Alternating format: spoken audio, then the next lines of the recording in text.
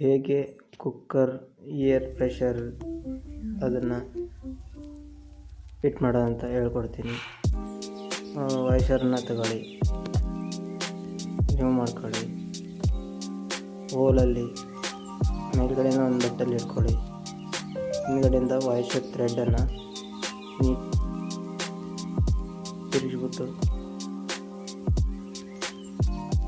Cutting plate ತೊಗೊಂಡು ಆ ಕಡೆ ಒಂದು ಸ್ವಲ್ಪ ಟೈಟ್ ಮಾಡಿ, ಜಾಸ್ತಿ ಟೈಟ್ ಮಾಡೋಕ್ಕೆ ಹೋಗಬೇಡಿ.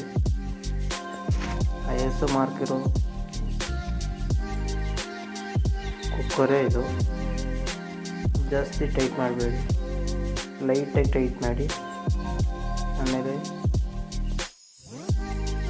ಜಾಸ್ತಿ ಟೈಟ್ ಮಾಡಿಬಿಟ್ರೆ ಒಳಗಡೆ ವಾಯ್ಸರ್ ಇರುತ್ತಲ್ಲ, ಕಟ್ಟೋಗೋ ಚಾನ್ಸಸ್ ತುಂಬ ಇರುತ್ತೆ. ಸೊ ನಿಧಾನವಾಗಿ ಟೈಟ್ ಮಾಡಿ. ಕುಕ್ಕರು ISO ಮಾಡ್ತಿರೋದು ಕುಕ್ಕರು.